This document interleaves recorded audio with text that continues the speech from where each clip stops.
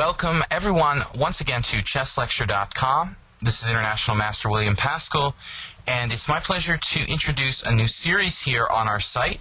This is going to be a lot of fun, both for me and for our listeners, I hope. What we're going to do is talk about problematic openings. The first installment in the series, we're going to talk about the Petrov defense. Now, normally, unlike Jesse Cry, our esteemed colleague here at chesslecture.com, I don't get overly philosophical when I do my lectures. But today we're going to get a little philosophical when we're talking about openings. And I view chess in a different way than everyone else in the world, and that's what makes the game wonderful. Everyone has a different perspective and understands the game in a different way. So, before we get into our Petrov defense problem here, what we're going to do is just have a little background on openings in general and my philosophy toward the opening. I'm an American chess player and I was self-taught. When I started playing, I actually chose my openings just based on a catalog of chess books. I said, oh wow, the English opening, I didn't even know what it was, but wow, the title sounds kind of cool, the English opening. You know, I have a relative who came over on the Mayflower from England, and I thought, well, English opening, yeah. So I ended up playing the English opening, okay, for about 10 years, maybe less, but I was able to get to master level playing almost exclusively the English. Now, that is a very unusual way to start in chess. I mean, most players who become masters start playing e4, maybe d4, but they're playing classical stuff for the most part. So I'm a self-taught player specializing in more hyper-modern openings.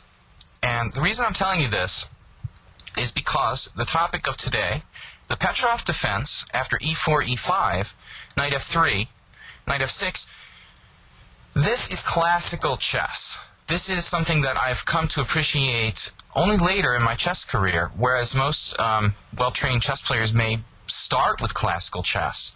I'm more of a hyper-modernist, and I really am having like a rebirth in my chess career because I'm really starting to appreciate the classical stuff, as you've seen in my Pioneers of 19th Century Chess lectures.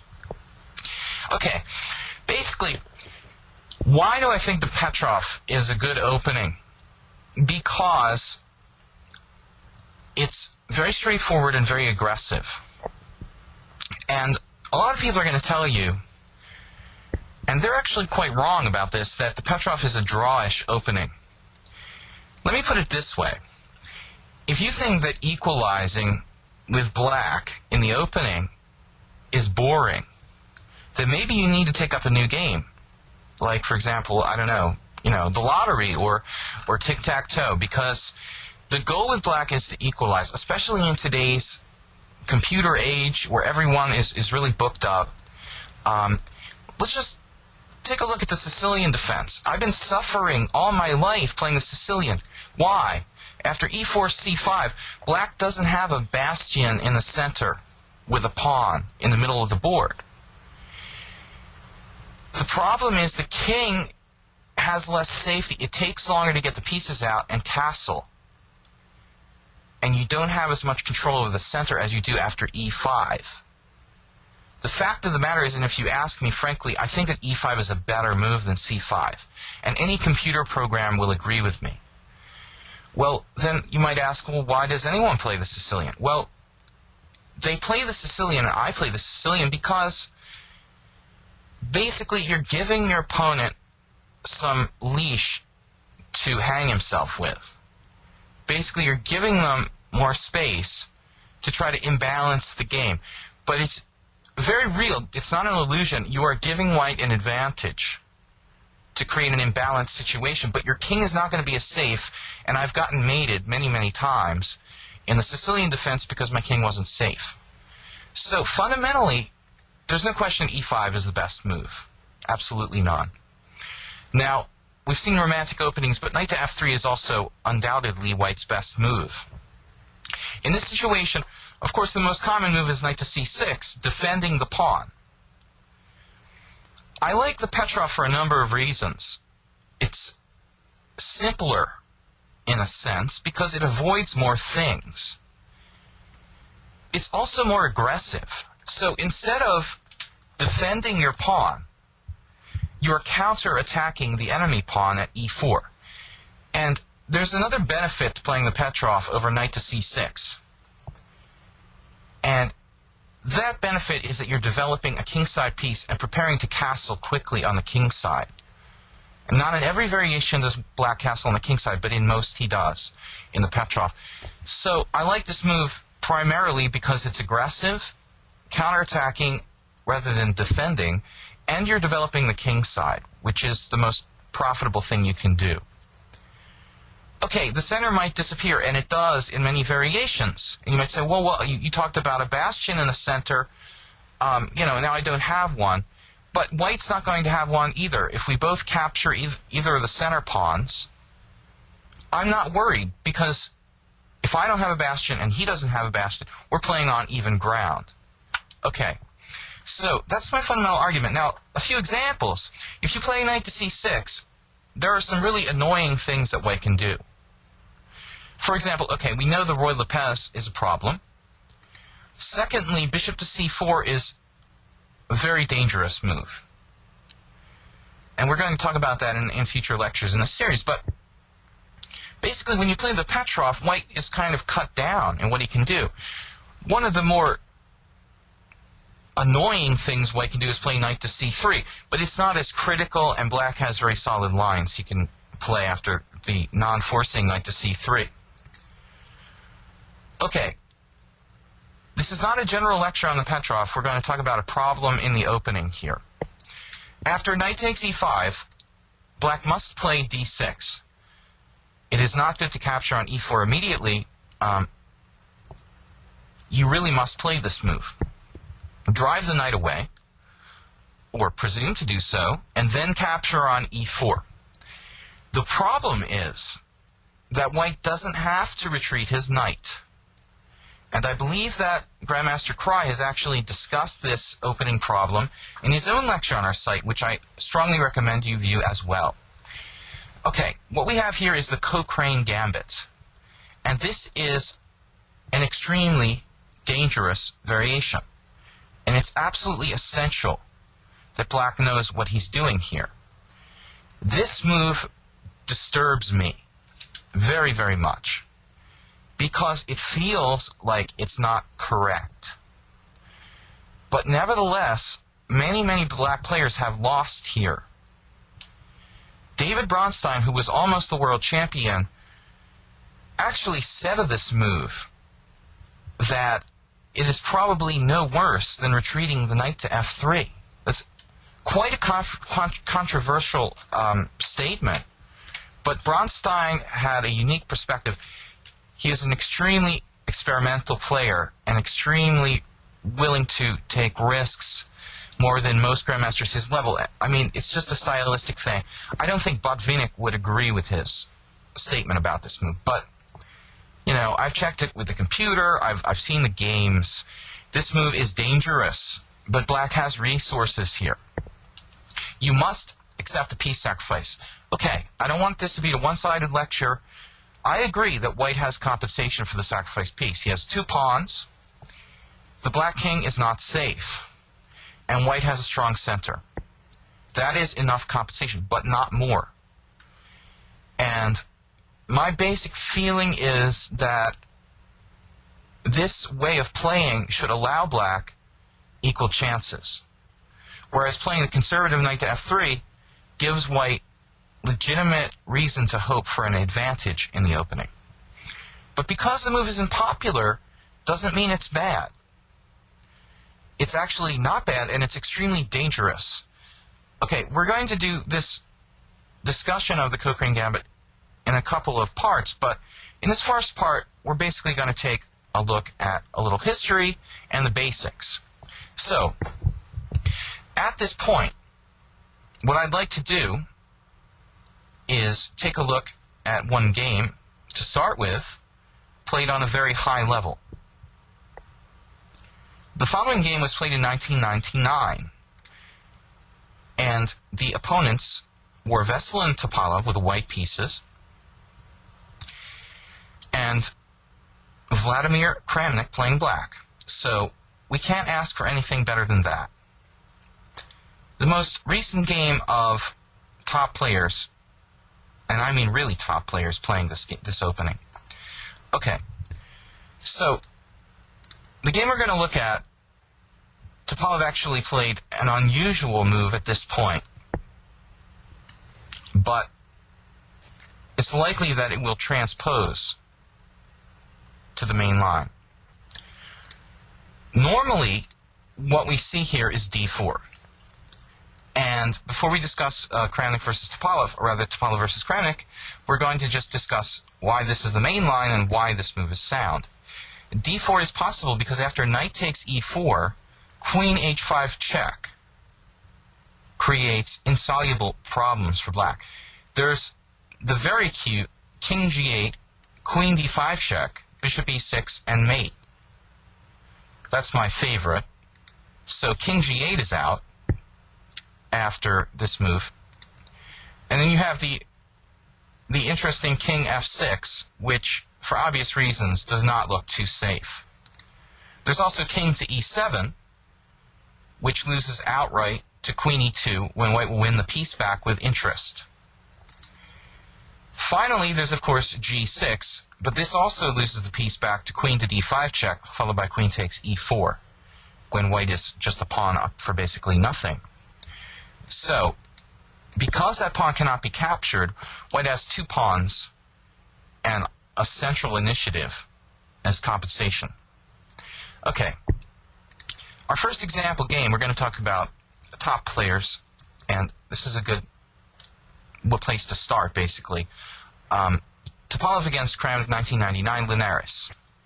Okay, here what happened was white didn't play d4 right away. Instead, he played knight to c3.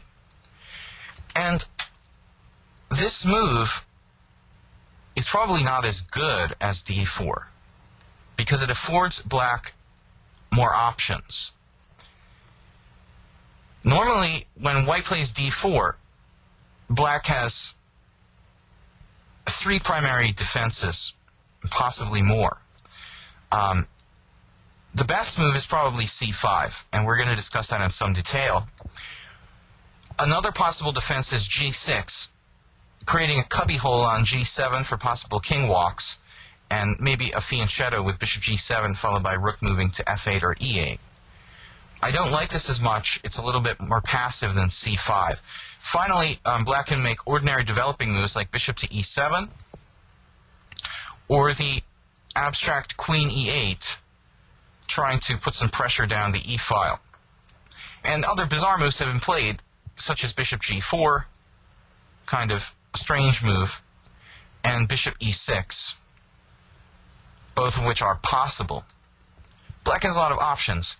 We'll go into that in some detail, but today we're going to talk about Krammik playing black against Topalov. Knight to c3. And now, bishop to c4 check. Of course, very logical move. c5, bishop to c4 check. Why c5? Obviously because this is a good way to stop d4. And that is really all black can ask for here, to try to get some control and stop white from establishing the ideal pawn center. After bishop c4 check, it is of course possible to move the king. But it's dangerous. I mean, the king is in the center of the board. After something like king e8, it's going to be a really uphill battle to ever properly develop the black pieces and fend off threats against the black king. So it may look crazy, but the best move is bishop to e6, and this is what Krammik played. Although the king is drawn out completely into the center, black is a piece up, and as a bonus, he's exchanging off a dangerous attacking piece. So, this is chess and it's fun. Bishop takes e6 check, king takes e6, taking a little walk in the center. But I'll take it. It's a piece. Black is up piece here. And as long as he doesn't get mated, he's okay.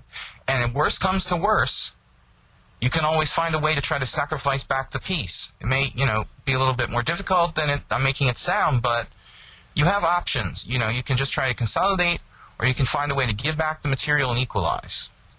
Okay, let's see what happens. So, now d4.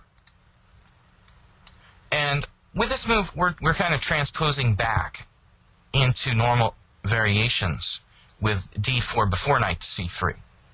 So the center is strong, we knock it out. Not the only move. It is possible to retreat the king back to f7 here. But the way that Krammik played this position, you know, that's very logical. This is the game, king f7. Very commonly played, and, you know, also good is pawn takes pawn. But the danger is that after pawn takes pawn, queen takes, knight to c6, there's this really annoying move, queen to c4 check. And still, we're never going to really feel like that king is very safe. d5 is dangerous, and other moves are a little scary. Of course, king d7 trying to walk over to the queen side, there's no guarantee that the king is going to be safe. So I understand Krammik's decision here to go for this variation, king to f7. Basically, he's offering a pawn here. After pawn takes pawn, black cannot recapture. If pawn takes pawn, which is a game, we cannot recapture because of queen takes queen on d8. So, count the pawns. We have 8 pawns against 5. It's a 3 pawns for a piece situation, which is material equality. It is a knight, and knights are worth exactly 3 pawns. So if it were a bishop, it would be even better for black, but it's a knight, and I would call this dynamic equality. Black tries to develop quickly and hopes that his king will be relatively safe on f7 with the white square bishop off the board. Okay, knight to c6. Logical developing move. And now, another logical move, very typical of this variation. Black's king is on the white square, so white starts hunting the king. He could take on d6. That move is completely possible, but it allows black to develop a piece with gain of time. So, Topalov decides against it.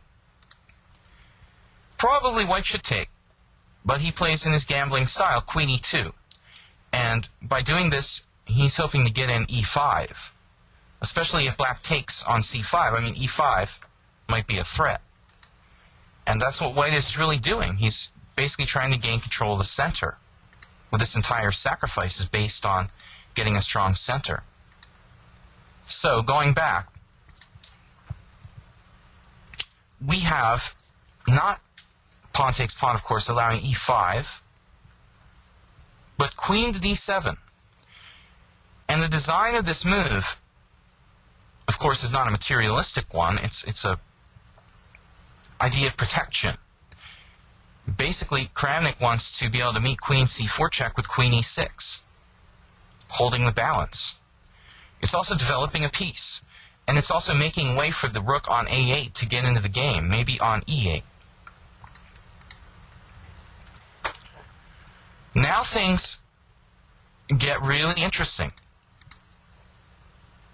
Topalov plays bishop to e3, developing a piece for himself, and preparing to get his rook to the d-file really fast. And Krammik bites the bullet here, takes the pawn. And I can understand this because although he may allow e5 at some point, it's a pawn, and it gives black an outpost on d4 to establish a knight, which could interfere with white's play on the d-file. Okay, so Krammik, of course, facing a very dangerous attacking player, Topalov. A very typical move in this line, f4. And, you know, now we really see stuff hitting the fan here. This is getting scary. Now, pawn storm in front of king. White's down a piece, but he has threats like g4, g5, e5, f5, queen c4 check. And black, you know, has this bishop on f8 that can't really do anything, but he's a piece up. It's a difficult situation for both sides. Logical move followed by logical move. Rook to e8. This is the beauty of queen d7. And remember, we can always sacrifice a piece back.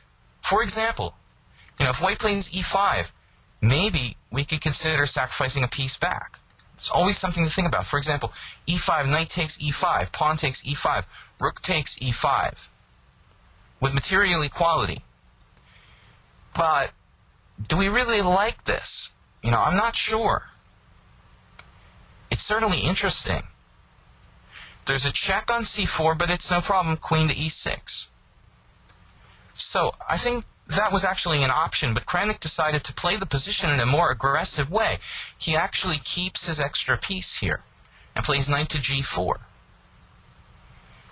But he's got to be careful that those pawns are blockaded and they do not advance. If that pawn gets to f5 and the other pawn gets to e6, black is going to be in grave danger. So knight g4 threatening to trade pieces, very good strategy when you're actually up a piece. Rook d1, decoy move, hitting the black queen. And now, queen f5.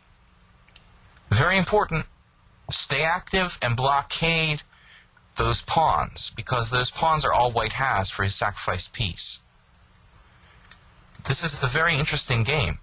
Now white castles,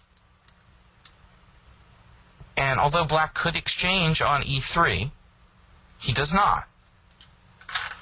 Which is quite an interesting decision if you think about it. You're piece up, and you're taught when you're up material to trade. But Krammik is beyond the basic principles. He's deeper than that. And he recognizes here some factors about the position. Number one, that the blockade must be maintained on those pawns. So he achieves a multitude of things with the following move, h5. He protects his knight. He liberates his rook, which is shut in on h8. And he also strengthens the general blockade of the whole series of white pawns. He's like ruling out g4. h3 and g4 will not happen very easily. So this move has just a number of benefits to it. Beautiful move. And he has a nice retreat square at h8 for the knight. I think this is one of the best moves of the game. It's not a perfect game, but a very good one. Now at this point, Topalov makes a move which may seem strange, bishop to c1. But basically, he's adhering to the principle, do not allow exchanges. He's also getting out of the way of the e4 square, which makes it possible to play knight to e4. He will kick the knight out with h3 and hope that by keeping the pieces on the board, he increases his general attacking chances. So now things follow logically. Good outpost deserves a knight, knight to d4, hitting the queen, queen to c4 check. Now there was an interesting moment where again Krammik has a choice. It is possible to play queen to e6 here. And I think this move should definitely be considered. But Krammik, having played h5, follows it up with king to g6.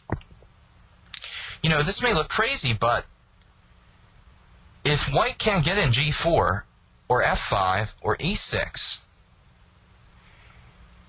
it's going to be very hard for white to do any damage to that black king because the white square bishops are off the board. It's on a white square. And notice that the knight on c3 can hop to e4, but even from e4, he cannot even touch the black king. So the king is actually quite safe on g6, and it might run back to h7. You have to be brave when facing this Cochrane gambit.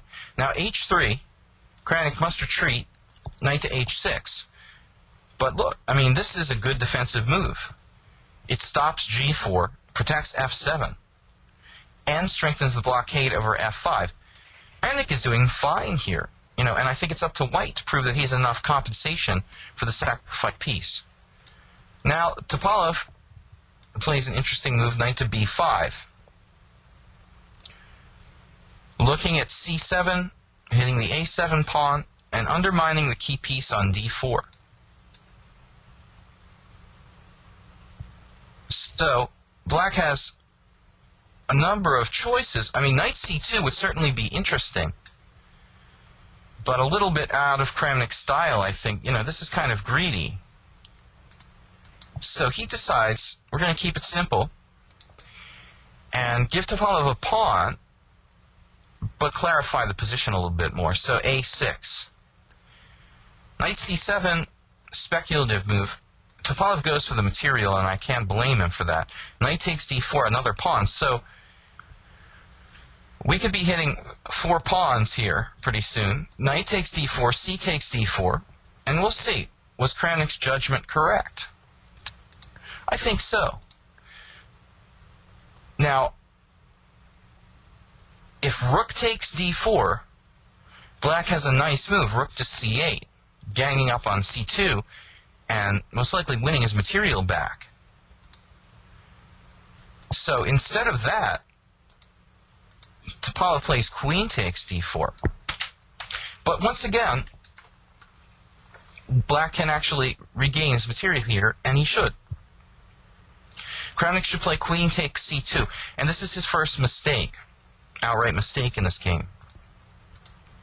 He was afraid to be brave and take that pawn, but actually, black is doing fine. I would expect something like rook f2, kicking the queen out, and then the queen can come back. I like c6 to keep the f5 square free for the black knight. And it seems to me that white has just 2 pawns for the sacrificed piece, and the onus is on him to prove that he has enough compensation. After, say, queen to c6, probably check on d3 and knight to f5. And the beauty is that after g4, h takes g4, h takes g4, black can mate with either rook or queen to h1. And that is how a rook can get into the game without moving, by pushing up a rook pawn.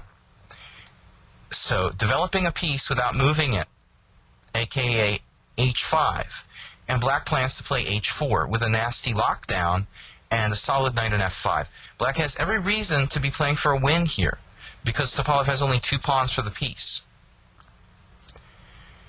Well, Krammik made a little mistake. He wasn't brave enough to take that pawn on c2, perhaps missed something. He saw some ghosts that weren't there. So Krammik plays it a little too safe, and instead plays rook to c8. Which isn't so simple, because white has queen to b6 check. Now, of course, the king has to tuck itself back, but it's happy. King h7, safe, snug as a bug in a rug on h7, no king issues. But, you know, is white winning back material here? Let's count the pawns. Queen takes b7. Another pawn goes. Rook takes c2. Threats against g2. Rook on the 7th rank looks good. We have bishop c5 developing quickly. So all of a sudden, I mean, black has everything in order, but Topalov is able to maintain the balance. Now, bishop c5 is a big threat, so that'll really put pressure on the white king. Topalov stops it with bishop to e3, getting that piece back in the game. And now, black has many options. He chose to play queen to g6, pressuring g2 and preparing to play knight to f5. Topalov challenges him, rook to c1, getting that rook off the 7th. And the game takes an amusing course. Rook takes c1, rook takes c1, knight to f5, very logical, hitting the bishop. Of course, bishop f2, and now h4, the lockdown I talked about. Notice how the a6 pawn is defended laterally by the queen on g6. So, you know, is rook c6 dangerous? Probably not, because if rook to c6, although you're attacking a pawn, black can get active with queen to h5. His own pieces are coming into the game, maybe attacking the white king. So, Topalov instead played rook to c7, pressurizing g7 and staying very active. And this is a really good illustrative game, typical, material imbalance, but the game itself remained fairly balanced all the way. Now, rook to c7, knight g3, threatening mates with queen b1 and queen h1 mate. Very serious threat. So, king to h2. Simple move. And the simple idea is that if queen b1, bishop takes g3, and king takes g3, and white has a mess of pawns for the sacrificed piece. So, knight to f1 check, and that's the game. Knight f1 check, essentially. King g1. And here, queen to b1. Nasty move, threatening mate. But Topalov has everything under control. Fortunately for him, he has bishop takes h4. The only move, but an effective one. Because black does not have these mates on h1 without the pawn on h4.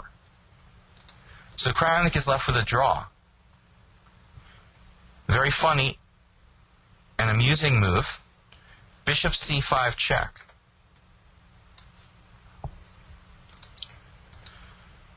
Bishop c5 check, draw agreed. Basically, the game would end as follows. Rook takes c5, and now where do we go? Knight g3 check. With a very nice trap.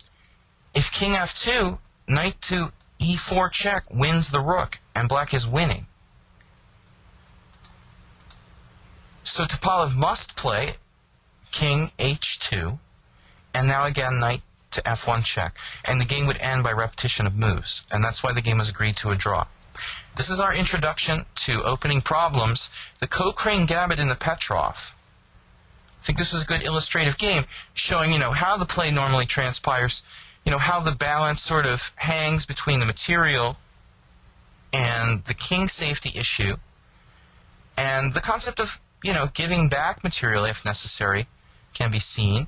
But basically the balance kind of hung even there, where Krammik gave Topalov enough pawns to the piece, but not more. And the game ended fairly in a draw. Don't fear the Cochrane gambit, but be aware that the play is going to be a little scary, but black certainly does not stand worse, and has every hope of playing for a win. So, to shame with the theory that the Petrov is a drawish opening. This is a very exciting variation. Not one that black should fear, though. I think you should relish the chance to play such an imbalanced position. This is International Master William Pascal. I hope you enjoyed this first installment of my series on problematic openings. Thanks again for joining us here at chesslecture.com. We will bring you the next part of this series very soon.